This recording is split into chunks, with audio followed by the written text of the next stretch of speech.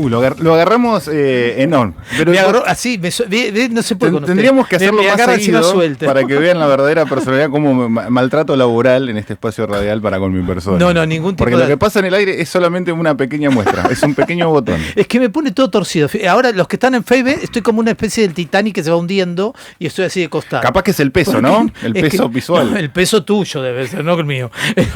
Me arruina la imagen. Bueno, pero buen martes a todos. Buen martes a todos. ¿Y cómo le va a Carlos Carlín? Excelente, he tomado una decisión drástica en mi vida. ¿Se va a matar? No. ¿Por qué todo tan apocalíptico? Y que usted me dice, usted dice algo drástico. Usted que está en pachorro dice drástico. Y para mí es dramático. He decidido levantarme tarde todos los martes. ¿Y para qué? ¿Para venir acá dormido? Para venir acá sin... ¿Va a venir como preparado? Sin sueño. Sin sueño. Bueno, lo cual es muy interesante. Pero es raro porque yo no lo conozco sin sueño. No. Nunca lo he visto despierto. Hoy una fortuita tenía una nena enferma, entonces... Como una nena, si tiene una sola. Bueno, que una su esposa nena. también es la nena. Dos nenas. Dos nenas. No puedo creer esto. Andrea, por favor, ponelo en orden, así te lo pido. ¿Cómo pasó el fin de que siempre me interesa su fin de semana? Me queda tan largo, no sé ni qué. No, como largo, si el martes estamos. Excelente. Mis niños fueron a naufragar por las extrañas costas de los abuelos. No fueron a naufragar, habrán ido a navegar. Bueno, navegar. O sea que usted estuvo sin niños. Estuve sin niños y pude tener un fin de semana. A mí me gusta escucharlo a usted, como parece un padre de familia tan cariñoso. ¿Cuándo se siente feliz cuando no está con los niños? Pero mis dos cosas preferidas. No me permite una paternidad así amorosa. Ver, si hay padres del otro lado y lo van a saber en situación de crianza de niños menores de 10 pensé que 10 situación años, de calle iba a decirme. Los dos escenarios ideales para un padre es cuando estás con tus hijos y cuando no estás con tus hijos. Las dos pausas. Claro, o sea, una bipolaridad tiene usted entonces. Es parte de la crianza. De la crianza es así, cuando están con los hijos sin estar con los hijos. Exactamente. Bueno, no estuvo con sus hijos. ¿Y qué hizo? Vi fútbol. Bueno, por supuesto, vio Boca Arriba. Salí a comer con mi esposa. ¿El día que vio Boca Arriba? El día anterior. ¿Ah, sí? Vi el partido Independiente. ¿Salió a comer afuera? Salí a comer afuera. ¿Pero a la vereda o salió a comer a un restaurante? Ya ese chistecito no me lo toman con muy buena gracia en casa. No, claro, ya ¿puso guita? ¿Puso guita? Pizza cara, flan caro. Pizza, fue a sacar a comer a su esposa pizza. ¿Qué pizza? No, esto es grave. ¿Probaste alguna vez la pizza de lengua a la vinagreta? No se me ocurriría comer una pizza. No sabés lo que te estás perdiendo. No sabés lo que te estás perdiendo. A ver, yo soy muy clásico. La lengua a la vinagreta es una cosa, la pizza es otra. Son cosas distintas. Se comen de manera distinta y se disfruta. Pero usted mezcla todo. Arriba de la pizza queda bien. No, eso es de gordos. Sí, obvio. Sí, pero de gordos, como digo, con mal gusto. Perdóneme que se lo diga. Si vamos a estigmatizar el gordo de mal gusto, el que está en McDonald's, habitualmente. Ese es el de mal gusto. No, es el gordo que es gordo por ser anglosajón, que le gustan las grasas saturadas. No, está diciendo cualquiera. No, ya está encima racista. Ahora va a hablar de los anglosajones como si fueran gordos saturados. Ya que hablamos de los anglosajones. ¿Qué va a decir? No, el tema de hoy, que veníamos charlando. No vamos a meternos en temas racistas. Vamos a venir con un tema que no es racista. Digamos, tiene otra connotación. Okay. Que en realidad vamos a seguir hablando, porque esto salió en varios programas, después empezamos a preguntarnos por qué seguía existiendo, y a raíz de eso hoy vamos a tocar un tema que está, la gente dice que es de moda. Ahora empecé a averiguar que no es tan de moda, digamos. No es de moda. Está como preparado. Sí, a ver, si ustedes vienen siguiendo fuera de la caja podcast, como nos pueden encontrar en redes, especialmente en YouTube, donde estamos día a día subiendo estos humildes emisiones que tenemos los martes a la tarde en Radio Divina Providencia, se van a dar cuenta que venimos como apuntando hacia un norte que funciona como una zanahoria de la cual nosotros muy bien no sabemos el nombre, pero que todos los temas se van relacionando de alguna forma. Exactamente, se van relacionando de una forma. Casi por providencia. No sé si providencia, a mí me parece que más que estrategia maléfica, para mi gusto. O estrategia maléfica. Es una estrategia maléfica de un grupito poderoso y que quiere manejar el mundo, digamos, una cosa así. Es como cuando en mi época había un jueguito que se llamaba TEG. Sí. Bueno, entonces... soy gran jugador de TEG, quiero decirte. Sí, bueno. Voy invicto hace 15 años. No te puedo creer, vamos a jugar. Cuando quieras. Vamos a jugar. Yo ya a esta altura de mi vida juego por plata. No, ya está, ya lo arruinó. Bueno, no, es un juego, cuando hay plata no es juego. El juego es así lúdico, divertido, libre. Usted es ambicioso, ya quiere ganar, tener competencia, hacer moco al otro. Eso es lo que hace usted. Usted no juega. Pero ¿sabés lo que me pasa? Que el TEG es un juego de 2, 3, 4 horas, como un juego de rol, un Monopoly bien jugado, tarda sus horas. Y claro, y a las como 6 horas. Y a las 2 horas, 3 horas, la mayoría de las personas ya no quieren seguir jugando. ¿Por qué? Porque quiere tener la plata. Ya está aburrido, ya está jugando. O sea que la motivación suya es la plata. No, yo quiero ganar. Y bueno, pero si hay plata de por medio, entonces la gente no se aburre tanto. tanto. Me acordé que un seminarista me decía, a vos no te gusta ganar, te gusta ver perder al otro. Y me quedó esa frase fea. Sí, me hizo sentir mal eso. Pero capaz que es verdad. No sé, no creo. ¿No? No creo. ¿Seguro? No creo. Pero cuando me dijeron esa frase, dije, pero no es lo mismo ganar que ver son dos cosas distintas. Son dos sentimientos diferentes. Uno habla de una ambición y otro habla de un resentimiento. No, el otro habla de una aplastamiento al otro.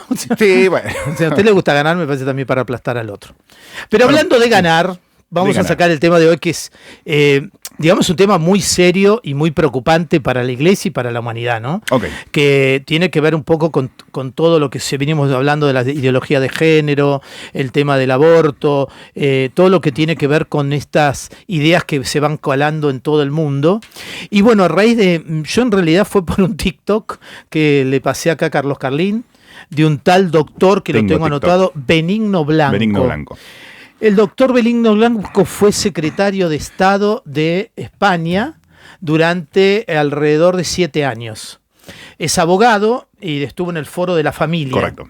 Y él, ¿qué dice? Le hicieron una pregunta, a raíz que desde este TikTok le hace una pregunta. ¿Usted cree que la ideología de género fue preparada por la ONU y y la UNICEF? Y dice, no, yo no lo creo. Dice, esto está ya comprobado, es una investigación y es abiertamente público en todas las noticias. No es algo que está oculto. No es una estrategia oculta el tema de la ideología de género. Es algo presentado. Partamos de la base que generalmente se menosprecia estas visiones de la realidad por estar enmarcado dentro de lo que se llaman las conspiraciones, o lo conspiranoico, o lo conspiraloco. Claro, como una cosa así, como una cosa oculta, que vamos a lograr esto. Y en realidad tenía razón. Yo al principio me quedé un poco sorprendido porque él nombra el informe de Kissinger del año 68, informa sobre la conferencia en el Cairo del año 94. Correcto. Bueno, y cuando empecé a investigar, a buscar, que eso a mí me gusta mucho, esto de a ver dónde está la fuente, claro, me encontré con lo de Kissinger. Correcto. Y decía esto, el informe Kissinger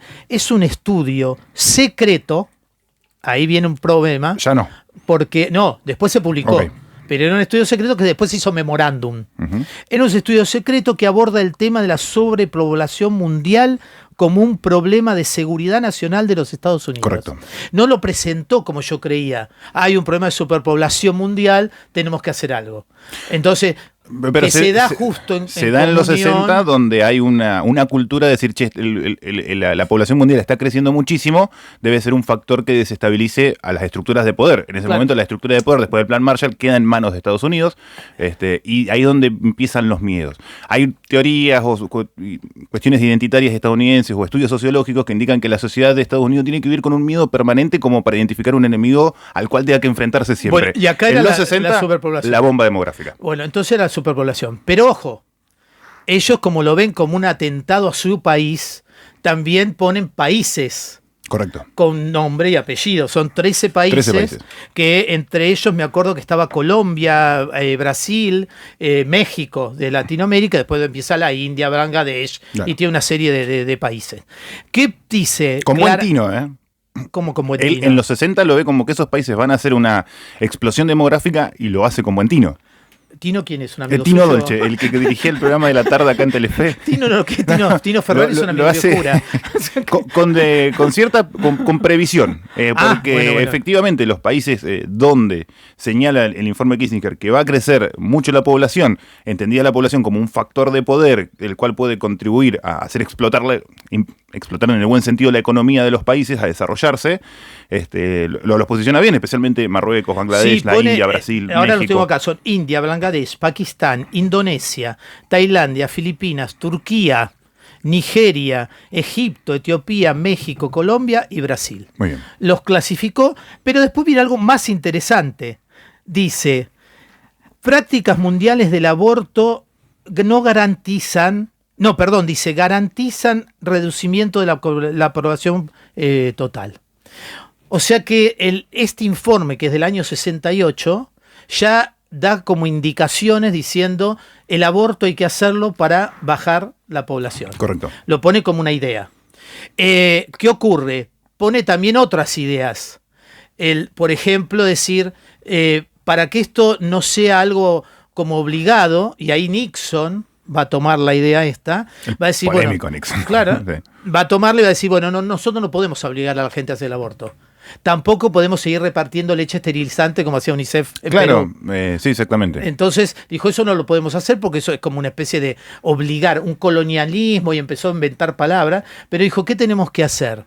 Que cambie el pensamiento. La mujer tiene que decidir abortar. Es una estrategia comunicacional impecable la que plana, ¿eh? Impecable. Entonces, ¿qué es? Empiezan a alargar la idea. Primero, que la mujer decida. Ahí aparece la idea del cuerpo, de la mujer, y me encontré, que esto uno se olvida, pero la iglesia siempre estuvo presente, una carta que San Juan Pablo II le escribe a la que era secretaria, la primer secretaria del Foro de la Población y el Desarrollo de las Naciones Unidas, una tal Nafis Sadik, que ella fue la primera que ya largó la idea de que la mujer tiene que decidir sobre su cuerpo y que el aborto es una decisión de la mujer, pero también largó la idea en el Cairo, en el año 94, de la diversidad de género. Uh-huh. Ahí empezó... Sí, lo del Cairo en el 94 es bastante... fuerte, porque ahí abre el panorama. No hay solamente biológicamente un sexo femenino y masculino, o sí lo hay biológicamente, pero sociológicamente y con una mirada social hay un modo de verse. Y ahí empieza a aparecer la ideología de género. Más allá de las valoraciones, y tratemos de hacer este ejercicio principalmente para cuando charlamos con otra persona, no es hacer énfasis en la idea de la persona, sino que son herramientas de colonialismo e imperialismo que se proponen desde los grandes organismos de poder. Claro, y entonces ¿qué hace? Naciones Unidas lo publica, UNICEF lo publica, pero hay algo más grave todavía. Las fundaciones más poderosas mundiales, como la de Fundación Soros, la Rockefeller y todo eso, apoyan y marcan la agenda de Naciones Unidas. Correcto. Entonces ahí viene un poco más el problema. Acá Juan Pablo tiene cosas muy fuertes también y muy claras, porque dice la Santa Sede, según su competencia y su misión específica, se preocupa por prestar una adecuada atención a los principios éticos que determinan las iniciativas que se han de tomar a las respuestas demográficas. No es cualquier respuesta demográfica la que pueda servir para bajar la población. Así como hay otros que dicen, bueno, las guerras son necesarias porque muere mucha gente de golpe, y mucha gente pensó que la pandemia también podía ser algo así, por esta situación de la superpoblación, la Iglesia va marcando líneas que tienen que ver con lo ético y sobre todo con lo que el mismo Papa dice, con las verdades fundamentales de la humanidad. Esta carta es muy extensa, sí, pero les digo que se las recomiendo. Es del año 94, está en Vatican Va como carta de su santidad Juan Pablo II a la secretaria general de la Conferencia Internacional de la ONU sobre la Población y el Desarrollo, la señora Nafis Sadik. O sea que es un documento oficial, no hay fake news, no hay nada. Es un documento oficial y reconocido. Sí, y uno lo puede buscar en el Vaticano. Me gusta el enfoque de Juan Pablo II porque empieza a cuestionar un poco tarde, es verdad, igual la Iglesia tiene que tomarse esos tiempos para analizar todos los procesos. No, pero ojo, antes de Juan Pablo estuvo Pablo VI y Pablo VI también. La Humanae Vitae, que fue el primer planteo de planificación familiar que hizo la Iglesia. El planteamiento fuerte se da en Rumania 68. A partir de ahí sale el informe de Rockefeller, sobre el cual se basa el informe Kissinger, que se termina transformando en un memorándum en el 74, y es donde se empieza, se retoman las teorías malthusianas, de Malthus, de una perspectiva británica, anglicana, y se empieza a tomar a la población como un factor que se puede reducir. Claro. O sea, como un elemento más dentro de la estadística que podemos afectar a la población y no fijarse en los recursos o en las economías para nutrir a las poblaciones. Que es lo que hace la carta de Juan Pablo. Exactamente. Es lo que habla de una economía él aclara totalmente la brecha enorme entre ricos y pobres, que eso afecta claramente a la población. Entonces no es controlar cuántos hijos tenés, sino cómo se distribuye un bien, y que ahora también vuelve a hacer noticia eso, ¿no? Que un 1% de la población maneja en los miles y millones del resto. Correcto. O sea, con un modo de manipular a través de economías, ¿no? Pero esto es interesante, ¿en qué sentido? Bueno, el informe Rockefeller también atacó directamente a la Iglesia, sobre todo de América Latina, porque decía que la Iglesia de América Latina era el único factor unificante de toda América Latina y había que desarmarlo con sectas. Y ahí van los mormones, van los testigos de Jehová, que van con mucha fuerza, pagados a todos los lugares, y van desarmando a nuestra iglesia. Es interesante que acá ya se rompen los cánones izquierdas-derechas. No hay. Porque los mismos actores empiezan a entremezclarse y dejan esas ideologías de lado cuando es, digamos, una lucha en el campo abierto. Porque el informe Rockefeller está claramente influido por los escritos de Gramsci. Totalmente. Y acá en Argentina tenemos una tradición de lucha contra específicamente estas cosas que viene desde Perón. Sí. Cuando en el 74 teníamos un servicio de inteligencia bastante digno, se conoce que la existencia del informe de Kissinger, y Perón ordena primero prohibir los anticonceptivos a menos que sea bajo doble receta de un médico, y empieza a hacer políticas demográficas que avancen sobre la Patagonia, los famosos 10 millones de habitantes, hasta mirando siempre a la Antártida. Pero también de un lado y del otro, porque podemos encontrar a Galeano denunciando esto en las venas abiertas de Latinoamérica. Sí, totalmente. Y ahí es muy claro. Es clarísimo, Es clarísimo. No tiene vueltas. Y podemos encontrar también, incluso en la vereda un poquito más corrido a la izquierda también, a esta noción que se dio cuando asume Kirchner, Chávez, Correa, contra el aborto. Hay como una unificación latinoamericana contra el aborto, la anticoncepción, que luego se termina desbaratando con los sucesores de cada uno de los... No, en realidad se desbarata por una presión económica. O sea, pero con los sucesores. Claro, porque ¿qué hacen? Presionan económicamente para que haya tantos préstamos, para que la fundación tanto se encargue de la parte educativa de América Latina. Correcto. Para tal cosa es necesario esto. ¿Y qué me encuentro por esta investigación que me gusta, como le digo? Algo muchísimo más grave. Vieron que hablamos de la Fundación Soros. Correcto. Que hizo hace poco un convenio con el Ministerio de Educación de la Nación, precisamente para la educación de la ESI. Pero me encuentro con una noticia que esa sí me asustó más, porque dice: Soros financió 7 universidades jesuitas que organizaron actos pro aborto e ideología de género. Esta noticia es de 2021 y, por ejemplo, doy un ejemplo. De las 7, la Pontificia Universidad Javeriana de Colombia recibió $400.000 de la Fundación Soros entre el 2018 y 2019 para 3 proyectos. Entre ellos, y escuchen el título del proyecto: apoyar la igualdad de género y el desarrollo sostenible mediante el desarrollo de habilidades y herramientas analíticas para la integración del género en los análisis económicos y la promoción del campo de la economía de género en las universidades colombianas. Jaureche, ¿no? Todo así, una letra... No lo voy a volver a citar en esta radio, Jaureche, pero va por ese lado. Pero digo, a mí me parece grave, por un lado, que universidades católicas acepten dinero de fundaciones. Vuelvo a lo mismo. Terminamos aceptando por un supuestamente bien que puede ser el valor económico para una universidad, pero estamos haciendo entrar el veneno. O sea, porque en realidad lo que estamos haciendo es confundiendo. Sí, el famoso humo y las grietas. Hay como una perspectiva, en perspectiva histórica hacia el futuro. Hasta la Universidad de Namur, que está en Bélgica, que también es jesuítica, recibió $216.000. Pero, por ejemplo, la de Estados Unidos recibió en 3 años $1.300.000 para promover las iniciativas educativas en una agenda de globalización equilibrada. ¿Ven? Son todas palabras lindas. No, pero son todas palabras engañosas, porque lo que ellos llaman, por eso el Papa en esa carta dice: tenemos que volver a aclarar lo que significa para nosotros desarrollo, porque no es lo mismo lo que entiende desarrollo la gente yanqui, que viene con toda esta onda, a lo que entiende la Iglesia por desarrollo. Pero la Iglesia entiende una mirada integral del hombre, por eso... Este doctor, digamos, el abogado de España lo dice con mucha claridad. La ideología de género atenta sobre antropología. Claro. No es lo que va acabando con la antropología cristiana, en el fondo, que es la antropología humana. No es que nosotros tenemos antropología aparte. La antropología cristiana es la antropología humana común de toda la vida. Pero que esta lucha que pasa por Pablo VI, que viene de los papas anteriores, o estas denuncias, o esto de preparar a través de las encíclicas a las personas para que entiendan la realidad que los está rodeando, llega incluso hasta Francisco, cuando habla acerca de la redefinición del progreso.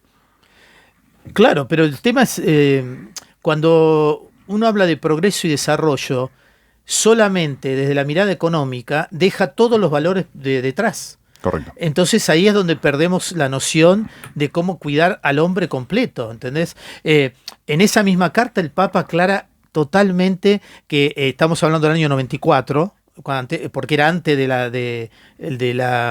del Congreso del Cairo, de la Convención del Cairo, y él dice claramente que hay dos personas vulnerables en el mundo que necesitan no solo la defensa de sus derechos, sino un protagonismo más grande, que eran los niños y las mujeres. Y que su preocupación era que utilizando a estos dos, entráramos en estos campos, que fue lo que sucedió. O sea, cuando se hace la Convención del Niño quedó claro dónde se marcaba el momento del nacimiento. Pero ahí no pudieron entrar. Pero por después, un pedido especial de Argentina incluso. De Argentina. Pero ¿qué pasó después cuando hicieron los decretos en cada país? No todos adhirieron. No todos se adhirieron completamente. Pero Argentina se hace la reserva especial. Por ejemplo, la Santa Sede no se adhirió en la Convención de la Discapacidad, de las personas con discapacidad. ¿Por qué no se adhirió? Porque no decía claramente que era persona desde el momento de la concepción. Como no decía eso claro, no se adhirió, porque corre el riesgo, como le pasa a España, o le pasa, por ejemplo, a Groenlandia, nunca más tuvo personas con síndrome de Down. Claro. ¿Por qué? Porque se enteran que tiene una persona con síndrome de Down y abortan. Sí, que es una forma de una eugenesia encubierta. Sí, más que eso, para mí es un asesinato claro y visible. Decir, este hijo que voy a tener tiene discapacidad, no, mejor que no nazca porque volvemos al tema de la posverdad. Claro, el entramado que se le crea a la persona, esta persona tiene una discapacidad, yo no voy a ser feliz, ella no va a ser feliz, ¿para qué va a estar acá? Posverdad. Exactamente. Eso es la posverdad. Decir, bueno, ¿por qué voy a traer al mundo a alguien que no va a vivir feliz, lo van a discriminar, yo voy a sufrir, él va a sufrir? Literalmente he escuchado la palabra carga. Exactamente. El Papa la pone en la carta. Los hijos no son una carga, dice claramente. O sea, ven cómo el Papa, estamos hablando de San Juan Pablo II, año 94, ya tenía muy claro cuáles son los términos que se están utilizando para esta posverdad. Porque uno se dice, bueno, y sí, bueno, es como ahora la gente no se quiere casar. No me quiero casar, no quiero vivir con ella porque en realidad no quiero perder mi libertad, tengo que vivir un montón de cosas todavía, ¿no? Esa es una posverdad también, porque si vos estás enamorado podés vivir las mismas cosas con la persona, pero ya te dicen que vos perdés la libertad cuando haces determinadas cosas. Y en realidad uno no es que pierda la libertad, uno elige. La elección siempre te hace perder algo y ganar algo.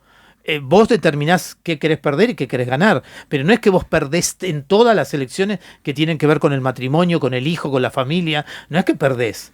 Es más, así como antes se hacían chistes, como decimos ahora que no se hacen más tanto por el racismo, y claro, no podemos hacer, muchos chistes que se hacen con respecto a la mujer o la familia tienen esto detrás, ¿no? Decir, bueno, yo era feliz cuando era soltero, soy tal cosa. Entonces se da todos esos chistes, pero que en el fondo hay algo de todo esto. Es decir, se favorece que no haya familia.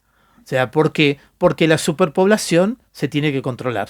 Pero a ver, superpoblación entendida en las dos acepciones, tanto en la que piensa Kissinger en su momento, como en la que propone Malthus. Malthus decía que el mundo iba a implosionar porque la cantidad de gente habitando el mundo iba a ser mucho mayor a lo que el mundo puede generar en cuanto a recursos para abastecer a estas poblaciones. Kissinger le da una vuelta de rosca a eso. Un gran estratega Kissinger. Sí, totalmente.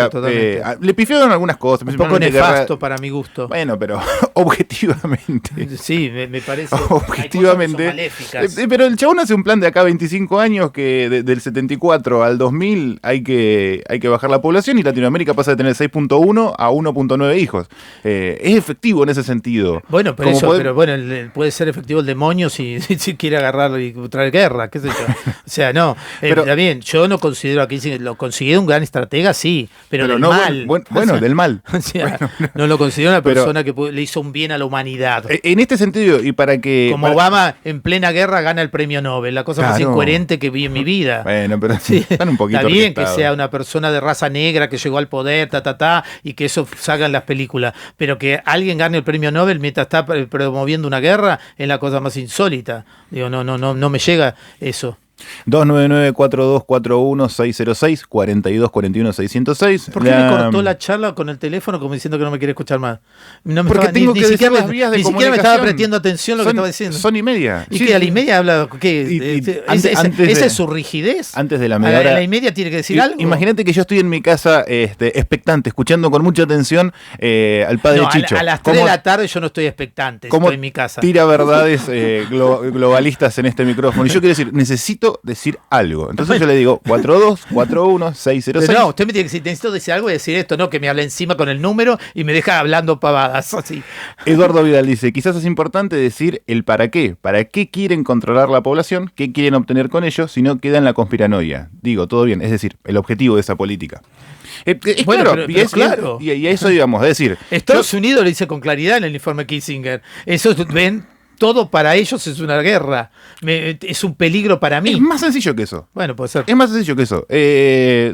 Segunda mitad del siglo pasado, un país emerge como el más poderoso. Como en otro momento fue Gran Bretaña, como en otro momento fueron en algún momento los fenicios, Egipto, etc. En algún momento el poder mundial queda en ciertas manos de un país que maneja la economía a través del patrón dólar, varios. La segunda mitad del siglo pasado queda configurado con Estados Unidos. Lo que pasa es que recordemos que se da un final de un colonialismo, porque aparece toda esta idea, no más colonia, Nixon lo dice con mucha claridad, basta de colonia, pero hay otro tipo de colonialismo. Tiene que cambiar el tipo de esclavitud también. Es parte todo de lo mismo. Es decir, un país poderoso, ¿cómo se mantiene siendo poderoso? ¿Cómo yo garantizo que yo voy a seguir siendo... Yo si fuera un país poderoso, empezaría a pensar esas cosas. Usted sería peor que Kissinger. Tengo una crianza católica. Bueno, pero no sé si usted la mantiene todavía. No sé si pero las bases son las bases. No sé, a usted le quedan unas bases flojas. La lógica es esta. Un país poderoso, un grupo poderoso, para seguirse manteniéndose poderoso, tiene que empezar a entender que tiene que aplicar ciertas políticas para impedir que otros países se desarrollen a su altura y le puedan competir. Totalmente. Esa es la esencia y de además todas las políticas demográficas. Me voy a aliar con los países que son poderosos también, pero menos que yo. O sea, porque tengo que de alguna manera controlar como el grupo de los 20, ¿no? Digamos, sí, más que alianza, en su momento Estados Unidos sometió a Europa a través del crédito. Sí, y bueno, a través de la guerra después, claro, por supuesto. Pero yo lo que quiero decir, que es ese interés que tienen, para mí ya trasciende Estados Unidos, en el sentido de que hay familias enteras que manejan el dinero de Estados Unidos, de parte de Europa, de la India, de un montón de países. Entonces ahora es como algo más complejo. Pero porque no es el país en sí. Claro, uno ubica a Estados Unidos diciendo, debe ser el presidente. No es el presidente de Estados Unidos. O sea, es un esquema armado donde ellos les es funcionales a distintos capitales enormes. Porque cuando empiezan las multinacionales, que empiezan a desaparecer todas las familias poderosas de Argentina y todas las marcas que desaparecieron en la época de Menem, porque todas desaparecieron en la época de Menem. Entonces el alfajor Habana ya no era de la familia Habana, esto no era tal cosa. ¿Y quiénes son los dueños? Capitales. O sea, entonces no hay alguien que yo pueda decir, fulanito. ¿Cuándo empezamos a ver rostros? Cuando aparece esto del Fondo Monetario Internacional, cuando aparece el juicio de Argentina, que aparece este hombre que tenía un montón de cosas compradas de bonos, pero él no quería pagarlos a ese precio, y empieza el juicio que por supuesto gracias a Macri se le dimos toda la plata del mundo, pero digo... En los fondos buitres. Claro, entonces ahí empiezan a aparecer rostros. Pero estos rostros también tienen otros ocultos detrás. Sí, es que a veces solemos confundir, porque no se explica a Estados Unidos como estructura país. Claro. En realidad Estados Unidos genera las condiciones para que sea sede de un grupo de gente que detenta cierto dominio económico. Totalmente, sí. Pero no es extraño, no es conspiranoico desde mi punto de vista pensarlo en esos términos. Porque si vos son estrategias. Estuvieras en el lugar de un tipo que tiene que mantener su hegemonía, vamos a cambiar el término hegemonía, su poder económico, y no tenés ética, o tu moral está mucho más allá, los límites están corridos, y probablemente hagas políticas en las que vos tengas a la población como un factor en el cual vos tengas que temerlo. Una de las cosas que dice también el señor Benigno Blanco, que lo recomiendo, que se lo lean, una de las partes que dice que me gustó mucho porque te hace pensar qué es lo que hace y que nosotros tendríamos que ir pensando. Porque él, cuando le hacen la pregunta, ¿quién está detrás de todo esto? Él dice, la educación sexual en casa debe empezar a los 2 o 3 años. Como esperamos más tendrá problemas. O sea, ya está hablando de eso, ¿no? Pero después dice que uno de los peores es que lo que hace esta ideología es que vos no hables y tengas miedo de hablar. O sea, que vos no digas lo que pensás. Entonces vos como papá vas a la escuela, te enseñan que la ESI tiene que ser obligatoria porque viene por ley. Entonces vos por miedo a que echen a tu hijo del colegio o que a vos te hagan un problema o que te discriminen, no hablas. O sea que la política está armada para que te produzca un miedo sin amenaza, pero que en el fondo hay una amenaza. Son los mecanismos culturales que... Porque, por ejemplo, si a vos te dice, no, obligatoriamente su hijo tiene que recibir la ESI en el colegio, porque lo dice la ley, y tu derecho de padre es decir, no, yo no quiero que no reciba esta ESI. Sí. Ve que empieza una situación donde decís, a ver, ¿cómo es la cuestión? ¿Puedo yo educar o no? Sí, no, nos metemos en la ESI, es un tema aparte. No, pero está dentro de los planes porque todo lo sí, que sí, Soros y Rockefeller, ellos avalan todas las ESIs de los países subdesarrollados. Más que hablar, le dan el contenido a la ESI. La ESI puede ser mucho más integral, mucho más amplia. Nosotros tenemos un proyecto de tesis que tiene que ver con el proyecto del amor que proviene de la Conferencia Episcopal Argentina. Correcto. Y ellos van a esto. Estas son las estructuras. Los famosos manuales recomendados a los ministerios de educación. Exactamente. Hay, por ejemplo, eso lo hablamos también la otra vez, ¿no? Cuando parecía que se considera pornográfico y que no. Bueno, puedo leer un libro que está aprobado por el Ministerio de Educación donde hay una página que algunos papás consideran pornográfico y otros papás dicen, no, me parece bien que lo vean porque el día de mañana si no saben o no van a saber. Y queda ahí, hay una niebla ahí. En el fondo. Las conferencias episcopales deberían estar trabajando fuertemente sobre la educación en un país que se los está comiendo por los talones, ir definiendo estas cosas. Más allá, y por supuesto los laicos también tendrían que estar, creo que está como muy radicalizado en algunos momentos. O sea, a ver, ¿en qué términos hablas de un aula de pornografía cuando Instagram y TikTok es probablemente pornografía suave? Y tiene pornografía por todos lados. Qué sé yo, hay fotos que son desnudos completos. Le sacamos los dispositivos tecnológicos. No sé, es un tema bastante complicado. Pues, si no, pero yo creo que sí. Yo creo que me parece que el pensamiento crítico empieza con los niños. O sea, no empieza con el adulto. El fuera de la caja no es para viejos intelectuales. No, todo lo contrario. O sea, esos no los vas a poder sacar de... Por eso digo, a mí me parece que si uno empieza a ayudar a pensar en los lugares donde hay que pensar, o sea, a ver, una iglesia católica no es solamente para tomar la comunión. O sea, y un colegio católico no es solamente para que el chico vaya a misa los domingos. Correcto. O sea, se supone que los valores que nosotros tenemos del Evangelio van a todas las partes que nosotros hablamos. ¿Qué es lo que pone, bueno, San Juan Pablo II en esta carta lo tiene con mucha claridad, pero si uno lee todo lo que habla el Papa Francisco sobre la familia, sobre lo que dijo en este famoso documental, cuando es muy abierto y le hacen preguntas muy grosas, él es muy claro en ese tema. O sea, no es que diga, no sé, a ver la iglesia cómo debe explicar la verdad. No, él lo dice con mucha claridad. O sea, la iglesia tiene valores trascendentes y fundamentales para poder decir esto es bueno y esto es malo. No es que la iglesia diga, ay, no sé qué vamos a hacer con esto. Pero sí es cierto que a mí me hizo pensar mucho lo de este señor con el tema de miedo, porque me ha pasado cuando estuve en escuela que de golpe hacías una reunión de papás por el tema del alcohol. Y muchos papás que son de la parroquia, dicen, no, pero yo no quería levantar la mano por miedo. Son las dinámicas de muchos grupos. Bueno, pero digo, entonces esas dinámicas de muchos grupos están haciendo un daño tremendo, claro, porque totalmente. En el fondo lo que dice este hombre, ojo, que no tengan miedo de decir, no tengan miedo de hablar. Y el otro día escuchaba a un muchacho de Perú que cuando trajeron por primera vez, porque uno de los países que no sé por qué estas fundaciones lo tienen en la mira es Perú, tendría que averiguar un poco más, no lo encuentro todavía porque no sé si tiene tanta superpoblación. Se ponen como laboratorios, lo que sí entendí que dentro, cuando leí lo de Kissinger y leí lo de Nixon, se adjunta a la superpoblación los países que tienen más minerales. O sea, lo pegan con la economía de ellos también. Y cuando leí hace poco lo de esta mujer pensando en Chile y Argentina, que dice uno de los peligros es no tener en cuenta Chile y Argentina, que tienen la mayor cantidad de litio de Sudamérica, como diciendo que nosotros terminamos siendo peligrosos para Estados Unidos si este litio no se lo damos a ellos. Pero es una lógica muy, muy americana de pensar. Usted lo ve todo tan normal que me pone nervioso. Esto es muy lógico. No, pero es así, la estrategia es buena. ¿No es normal pensar eso? Pero no es normal. Si yo soy el país más poderoso del mundo, yo creo los recursos para mí. Pero, a ver, si vos no tenés ningún valor, podés hacer eso. Pero si tenés un poquito de valor, tenés que pensar un poco más.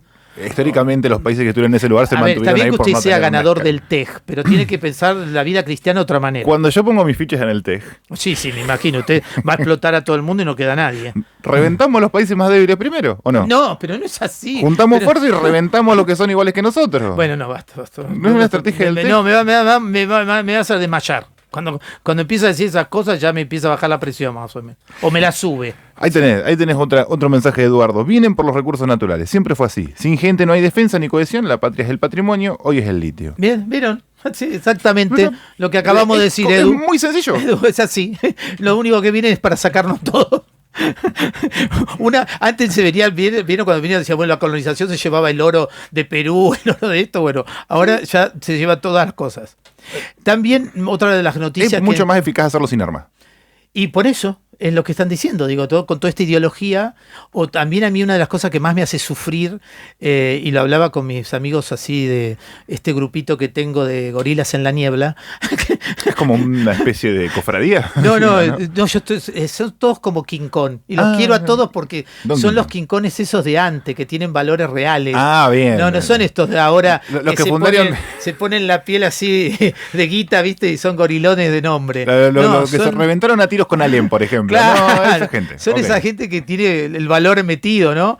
Y yo decía cuando los escuchaba, y es verdad, uno perdió la noción de patria, perdió la noción de nación, nos la hicieron perder, ¿no? Porque yo veía a Mickey y el Pato Donald, y ahora le podemos hacer todo lo que Freud hizo, todo el Pato Donald y que Barbie hizo, todo, pero nunca se me hubiera ocurrido pensar irme a Disney como mejor que irme, qué sé yo, a las cataratas. O sea, Bueno. no nacía. ¿Pero por qué? Porque mis maestros, los del colegio primario, no eran favorables a Disney. Entonces digo, uno encontró eso. Ahora me encuentro que es al revés. No, O sea, usted porque estamos usted en un profesor, mundo. Usted es profesor, usted quiere ir a Disney también. No. ¿Y usted qué No, le ni pasó? en pedo. ¿Por qué? No, No me gusta. ¿cómo ni en pedo? ¿Cómo decir esa palabra? Perdón. Estamos en una radio católica. Quiero ir a lugares. Perdón. Acá Amador se acaba de desmayar. Sí. Se desmayó. Esa es la tercera mala palabra que escucho. El pobre Amador ya no sabe qué hacer, si cortar el sonido y a ver si seguimos o no. Pero eso es una batalla. A ver, estamos en un cambio cultural muy importante producto de la Pero tecnología. a ver, está Ok, bien. sí. A ver, ¿a usted qué juega al tenis? ¿Qué va a hacer? ¿Qué hace? Por ejemplo, para que esto cambie. Ahora no me Primero, dice, ahora empieza a tartamudear. tengo una receta. Tengo respuesta. A ver. Pueden ser. Ojo con lo que vas a decir, ¿eh?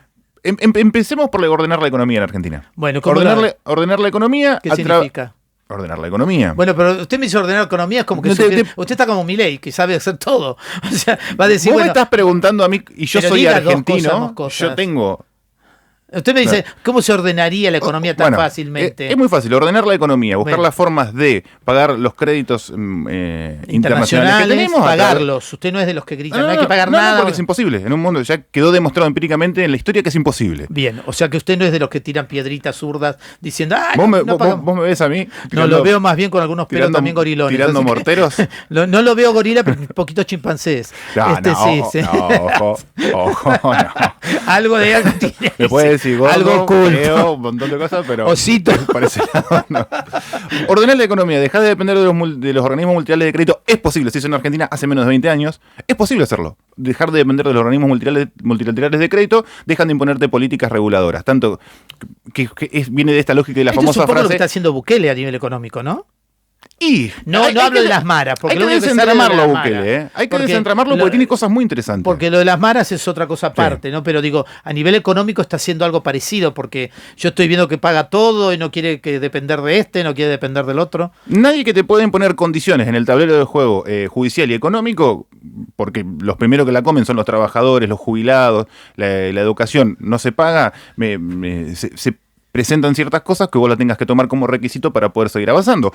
Justamente como, por ejemplo, cómo flexibilizar un crédito del Fondo Monetario Internacional, como le sucedió a Macri, tuvo que meter el aborto en el Congreso. Por eso, ordenás la economía, bueno, soberanía económica. ahí venimos con otro tema, ¿no? Independencia económica. Bueno, Más por la soberanía ahora voy política. con otro tema. ¿Qué nos pasa a nosotros? Lo hablo como un problema de conciencia, lo estoy hablando Le ahora, estoy ¿no? dando la receta para solucionar el país y está bien. No, Está porque bien. no me va a dar toda la receta completa, sino estamos Eran 3 horas acá. tres pasos, te dije. Estoy diciendo, vamos a ver esta, que usted dijo lo de lo económico. ¿Qué pasa cuando un cristiano y que tiene fe y que quiere seguir los valores de Jesús y del reino y además de la iglesia, le dicen, bueno, esto arreglamos la economía sí, pero si el costo es el aborto? ¿Qué pasa con nosotros? Ese es el límite y ese es el que se metieron muchísima gente. Por eso me pregunto, digo, porque Esteban Murray, ¿en pero cuál se yo metió? pienso, porque eso es lo que a mí un poco me hace ruido y que me obliga no solo a rezarlo, sino a reflexionarlo como cristiano y como pastor, porque uno acompaña a un montón de personas, decir hasta qué punto uno puede decir, bueno, sigo eligiendo el mal menor. ¿El aborto es un mal No, es menor? que en algunos lugares no tiene que llegar a ser mal menor. Por eso El digo, límite a es mí la me dignidad parece, humana. el límite es la dignidad humana. Por fin algo. ¿Coincidimos en algo? En 2 programas estamos coincidiendo en una Wow. cosa. Bueno, menos mal. Yo me estoy Bueno, emocionando. ahora sígame la otra parte que después de la economía que dijo. Independencia económica, después vas por la soberanía política. ¿Y qué es la soberanía política? Perdón, o sea al que no revés, la haya ningún soberanía partido. No, Solamente no, no, uno a ver, solo, la monarquía suya. Que las Usted no cree en la que democracia tampoco, ¿no? No, como un medio para conquistar el poder puede ser, pero, Entonces pero no cree. no es que creo o no creo. Sí, no, sí, no es una cuestión diga de la fe, verdad. creer diga. en un sistema político. Juégese. Pero sí que las decisiones que tomen los representantes elegidos por el pueblo no estén condicionadas por los factores de poder propios del país. A ver, por ejemplo. Los grandes factores, los grandes grupos económicos que tenemos en un país, desde sociedad rural hasta el famoso círculo rojo, que no son más de 5, 6, 7 empresas. Bueno, eso también es a nivel numeral, no se llamará rojo a nivel mundial, pero hay un círculo dorado. Pero siempre hay círculos de poder, ¿no? Sí. En donde vayan, donde el poder se genera porque hay organización de las personas, se generan círculos de personas más poderosas. Eso es el círculo rojo. Bueno, lo que decía este doctor Benigno en su lectura, así hablando desde él, que fue secretario, ya digo, de España 7 años, o sea, de la visión de Europa viene también, ¿no? Nos mira desde América Latina. Él lo que hablaba que UNICEF, ONU y estas sociedades que están facilitando este dominio de ir a los países que necesitan de estos recursos, como dice bien Eduardo, lo primero que hacen es un sistema de compra de todos los medios de comunicación. O sea, como que sí o sí tienen que tener los medios primero a su favor. Correcto. Y después armar, y me pareció más interesante también, por ejemplo, comprar 2 medios que parecen que son contrarios, pero que en los temas que a ellos les interesa tienen que decir lo mismo. Tienen que coincidir. Claro, entonces yo ahí, un día me puse a leer sobre un solo tema, acá en Argentina, con el diario Clarín y Página 12. Y decían exactamente lo mismo con respecto a la ideología de género. Sí, Entonces me llamó la atención porque dije, son 2 medios que parecen antagónicos y que nunca se podrían llevar bien, y en ese tema se llevan bien. Entonces ahí uno dice, a ver, tiene razón este hombre, digo, porque si tiene un principio de razón. Tiene un principio de razón, es decir, si yo voy comprando medios y estos medios me necesitan a mí para estar subsistiendo, porque yo soy el que pongo la plata, porque una de las cosas que dice Benigno, que tienen mucho dinero, la Fundación Soros tiene mucho dinero, la Rockefeller tiene mucho dinero, entonces no es que van y dicen, bueno, esto va a invertir para la educación, cómo crezca, no es como Shakira que tiene los pies blancos y va haciendo esas cosas, no. Pero literalmente, ustedes dicen que Alberto deje la maquinita de imprimir. Claro. Soros, los grupos económicos de Soros son los que tienen los porcentajes accionarios de la Reserva Federal de Estados Unidos, que vos la podés ver en cualquier página legal. Exacto. Y son literalmente los que tienen la maquinita de imprimir dólares. Sí, exactamente. Bien invertida se traduce en poder para... Bueno, y eso es lo que también dice Benigno en ese caso, ¿no? Es decir, como que ellos se presentan como buenos, entonces por eso me llamó la atención estas 7 universidades jesuíticas, porque dije, wow, si esto no es oculto, no hay ninguna conspiración. Este hombre cita, en la ONU está en tal página, en la UNICEF está en tal página, en Soros está en tal página. ¿Qué hay de secreto que no hay una reacción de los pueblos o de los países. Por ejemplo, él da el ejemplo de una reacción que tuvo el presidente de Kenia cuando fue Obama, que es de Kenia, su familia, y lo primero que hizo Obama cuando llegó fue que empezó a hablar del matrimonio igualitario. Y ellos en Kenia, es más, lo tienen como un delito en esa época, no sé hoy porque no lo encontré, pero cuando fue Obama, que fue en el 2015, lo tenían como un delito. Y lo primero que hizo el presidente, le dijo el de Kenia, lo único que le pido es que no nos sigan presionando, que para darnos dinero tenemos que aceptar la cultura que ustedes quieren. Bueno, los africanos son un gran testimonio en cuanto a esos ejemplos. La resistencia. El arzobispo africano, Bueno, se me fue el nombre. El anglicano, Tutu. Monseñor Tutu. No, un arzobispo católico también. Habló en esos términos hace poco, ahora se me fue el nombre. Porque sí. Monseñor Tutu fue el que murió después de Mandela y ese fue uno de los que más claro tuvo esta resistencia con respecto a todos los países que querían invadir, ¿no? O lo que hizo, por ejemplo, Bélgica con todos los Tutsis y eso, y que fue una masacre. En ese juego también África se opone tanto al avance o colonialismo o el imperialismo estadounidense, pero se termina aliando con los chinos. No solo con los chinos, se termina yendo con los árabes, se termina yendo con los chinos y aceptó un juego político de estos países tan culturalmente avanzados como Holanda, Bélgica, los Países Bajos, que terminaron usándolos como quisieron para sacarle el último diamante que quedaba, más o menos. Pero digo, ahí también ellos cayeron en las trampas que, bueno, van a ser libres, nosotros los vamos a seguir acompañando, ustedes creo que son los mejores para gobernar. Y armaron guerras étnicas que se mataron, digamos. Sí. Ahí también hay otro plan, digamos. Por el propio legado cultural y político que...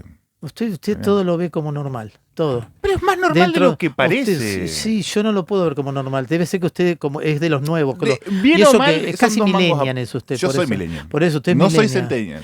Es millennial. Por eso todavía puedo hablar de algunas cosas. Yo soy dinosaurios. Sí.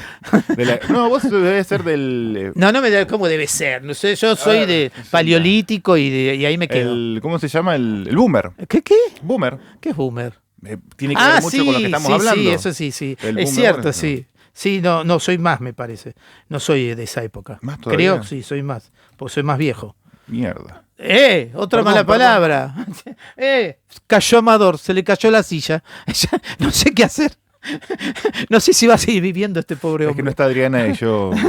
¿Y qué? Cuando está Adriana puede decir cualquier cosa. No, todo lo contrario. Adriana lo frena un poquito. Es como el reglamento, mira. Bueno, pero yo digo esto. Voy a hacer otra pregunta que también me surgió cuando estaba investigando esto. A ver. ¿Por qué en nuestras parroquias no hay nada de esto?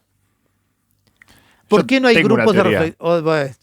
Sus teorías son conspirativas. No, ninguna. Yo te lo planteo todo en términos muy sencillos. A ver, si los organismos son penetrados. Sí. Ideológicamente para asumir esto, si los ministerios de educación, si los ministerios de justicia, si los derechos humanos.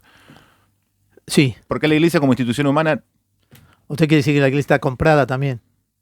No digo eso, pero... Sí, no, lo deja entender. Pero es permeable culturalmente. O sea, se cae, se calla, hace una carita de osito cariñoso. ¿Es permeable culturalmente? Sí. Bueno, a ver, la iglesia en su acepción de humana puede también estar callada por algunas conveniencias. No toda la iglesia, porque hace poco falleció el padre Claudio Sanahuja, que denunció esto desde la década del principio de los 90. Sanahuja. Sí, creo que es una familia inclusive, pero él tenía una página web donde iba poniendo todo lo que se iba... tratando a niveles los curas así nacionalistas también vienen denunciando esto. Lo que pasa es que tienen otra onda. No sé si van a venir. No sé, ¿se ríe o llora? No, me río. Sí. No sé, no lo entiendo. Usted se ríe de todo le parece normal. No sé. Todo me parece más normal de lo que usted se me plantea. parece que creo que sea mejor que no se tome el martes para descansar. ¿No? Porque viene así como que está medio drogado. Habla cosas sueltas, así, no sé. Más normal de lo que parece. Sí, bueno, es medio peligroso, me parece, esto en el programa, no sé, no lo veo claro. Pero no me drogo, mamá, me está escuchando, no me drogo. Pobre madre, ¿no? Si escucha esto, conociéndola, señora, agárrelo, atelo así. No, yo lo que sí me cuestiona Me cuestiona en qué sentido, porque nosotros nos hacemos planteos de evangelización nuevo, de catequesis nueva, y es como que estos temas no nos atraviesan.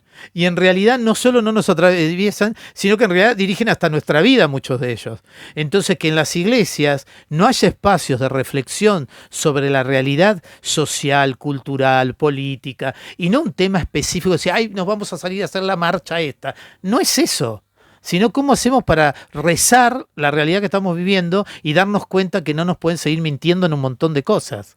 Más allá que hay cosas que sí podemos hacer y cosas que no podemos hacer.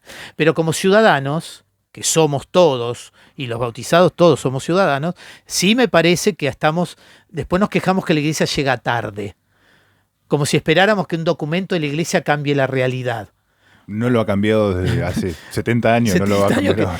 Estamos todavía sin vivir el Concilio Vaticano II y estamos esperando que el Papa, no sé, saque una frase que diga, bueno, no sé, se cambió el mundo y de ahora en más la iglesia vendió todo y nos vamos a África. No sé qué esperan en ese sentido.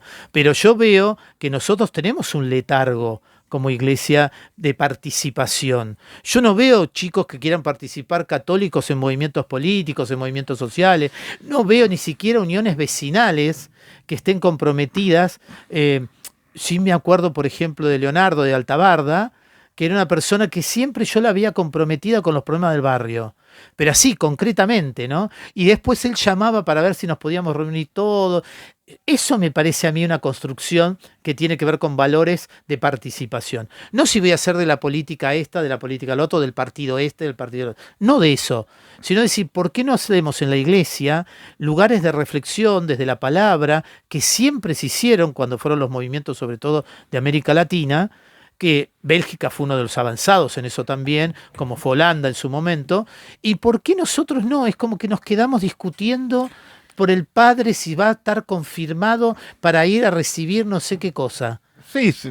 Es como una cosa que me parece. La iglesia a mí... ha perdido la formación de cuadros. Esa es la qué? La línea más directa. ¿Cómo la qué? La formación de cuadros políticos. ¿Qué son los cuadros? ¿Qué está hablando? ¿Del ajedrez? ¿Qué está diciendo? Las catequesis orientadas con una fuerte preeminencia de la política, orientadas para la vida pública y social.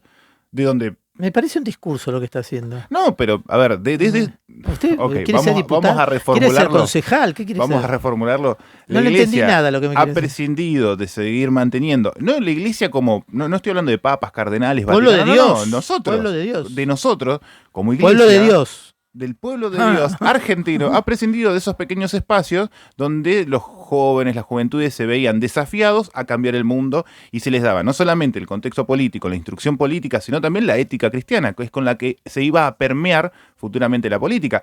Está bien, vos podemos decir, bueno, salió Tacuara, salió la Alianza Libertadora Nacionalista, salió Montoneros, pero estaban dados. Y bueno, ¿y? No los tenemos hoy. ¿Y por qué? ¿Será por esto que dijo usted que somos permeables a todo esto? Y porque la iglesia, cuando yo dije la iglesia, hago referencia, no estamos hablando de las grandes estructuras, sino nosotros, permeables a toda esta cultura. ¿Sí? Totalmente. Pero por eso digo, si somos permeables a cultura, ¿cómo trabajamos la famosa inculturación? Bueno, yo ya no puedo darle respuesta a todo. Le doy respuesta a todo. Me está arreglando el gobierno del país es y no me puede dar algo más... Todo es complejo, pero digo, a ver, ¿cómo se empieza? Porque yo estoy harto de hacer reuniones sinodales y que de golpe de lo sinodal no tiene nada. ¿Y se ríe o llora? No entiendo. Tenés que contestar todos esos mensajes. ¿Qué hace todo esto? ¿Qué vamos a hacer con esto? O sea, no entiendo. ¿Qué sé yo? Estamos a 5 minutos de terminar. ¿Cómo estamos a 5 minutos de terminar y ya se está desmotivando? Ya no tiene esperanza hoy. Hoy yo necesito el mensaje de esperanza después de estas conversaciones. Ay, bueno, como le dije, sí. Para mí el sistema, primero, que podamos darnos cuenta, ya para mí es un comienzo de poder plantear y ver. Acá tenemos al señor Amador que interviene en la radio y no sé, nos manda un mensajito. Una tal Adriana dice... ¿Cómo que no hay? No, es verdad, está bien, perdón. Viste, yo por generalizar después me suceden estas cosas. ¿Cómo que no hay? En Lourdes el padre Ítalo hace varias décadas inició el grupo Vida en Lourdes y a través de la radio lo venimos denunciando hace muchos años. También lo manifestamos en el Pablo VI algunos padres y nos invisibilizaron. Programa Belén ayuda a mamás solas durante el embarazo y los 2 primeros años de su vida en contra de la cultura de la muerte, en Lourdes. Muy bien. Bien. Me acordé, traje mantitas para el programa Belén, que estaban pidiendo aviso en la radio también. Están pidiendo mantitas para bebés, el programa Belén que acá está. Por eso se lo aceptó alguno. El padre Ítalo fue un referente en la lucha por la cultura de la vida, acá en Neuquén. Bueno, acá, y vos dijiste que no había nada. La otra vez dijiste que no había ni siquiera... ¿qué dijiste? Que no había peñas. Y nos llamaron y nos retaron porque había un montón de peñas. Entonces, ¿de dónde sacás vos tu información? 2 o 3 peñas. No digas eso. El señor nos mostró que había un montón. ¿Ves? Okay. A raíz de tus comentarios, después la gente va a sospechar de este programa. Okay. Por culpa tuya. Y yo que me mato buscando información seria. Mira, vamos a hacer una cosa. Te regalo los 2 minutos, no voy a hablar nada ahora. Bueno, lo vamos a dejar en silencio. No, yo, a ver, siempre digo lo mismo. No hay recetas para responder a nada. Lo que precisamente Jesús trae es un modo de vida diferente. Es como decíamos el otro día, ¿no? Ni siquiera los primeros cristianos estaban pensando en una religión. Era un modo de vida distinto, porque ellos ya venían de la religión judía, habían encontrado al Mesías, entonces se vive así. Lo que sí planteo, que el modo de vida que tenemos que tener nosotros hoy como cristianos de fe, es que vaya a todos los lugares, no encerrados en un lugar como que la parroquia es el único lugar donde podemos pensar la realidad. Entonces, me llama la atención que no haya grupo de reflexión en las parroquias, por el sentido que tampoco vemos que los mismos católicos se reúnen en otro lado para hacer estas cosas. Tampoco digo volver a 10 años, 50 años atrás, que vos tenías a las 6 de la mañana el movimiento obrero de la JOC, que iba a comulgar a las 5 de la mañana y todos se iban a la fábrica. O sea, eso fue una realidad muy fuerte en la Argentina. Pero no es que nosotros que decimos, ay, el pasado es mejor. No, pero nos dimos cuenta que hubo una población que tenía un compromiso católico, que no fue decepcionado por la Iglesia, como muchos justifican ahora su no presencia, que están desorientados porque la Iglesia lo decepcionó, por el loro del Vaticano, por la pedofilia, por un montón de cosas, pero tampoco veo que esa fe que se proclama esté dada dentro de los lugares donde nosotros habitualmente vamos. ¿Algo ahí? Un mensajito más que llega al 299-4241-606. Dice Betty, está bueno que se hable del aborto. Muy bien, bueno, sí, me parece que hay que hablar, digamos, sobre todo lo que decimos nosotros siempre. La Iglesia también tiene el programa que Raquel, donde se acompaña a las personas que abortaron por cualquier tipo de circunstancias, ¿no? Porque reconoce el dolor profundo y el daño que produce en la mujer. Entonces el programa Raquel está para eso también y lo tiene la Iglesia, ¿no? Estas son cosas que también son de esperanza. La Iglesia no castiga. Eso hay que tenerlo claro. Y si alguien me gustó mucho esto, lo cité el otro día en la homilía del Papa, cuando decía, cuando los curas no tienen cercanía, son infiltrados en la iglesia. Me resultó tan fuerte esa frase. Otra vez se pone a reír, a llorar, usted no entiende. Puedo hacer las dos cosas sin que moleste a nadie. Pero eso es muy esquizofrénico, eso es muy bipolar. Usted llora y ríe a la vez. ¿Qué sé yo qué hace? Dejá de mencionar situaciones trágicómicas. Pero que es así. Okay. Digo, o sea, entonces, pero eso que dice el Papa, yo lo paso a muchas personas que están dentro de la iglesia, que a veces que uno pone señalar con el dedo y decir, uy, esta abortó, uy, esta se droga, esta tal cosa, son infiltrados para mí, porque no responden al evangelio.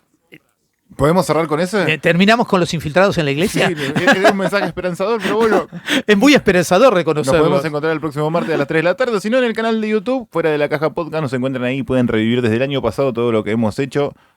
Capaz que... ¿Vamos a ver este programa también? Sí, obviamente. Ah, muy bien. Jueves, viernes, sin falta. Bueno, va a tardar, es como la iglesia, tarda un poco. Tarda un poquito. ¡Bendi abrazo! ¿Y qué, ya terminamos? ¿Ya terminamos? No, yo te digo.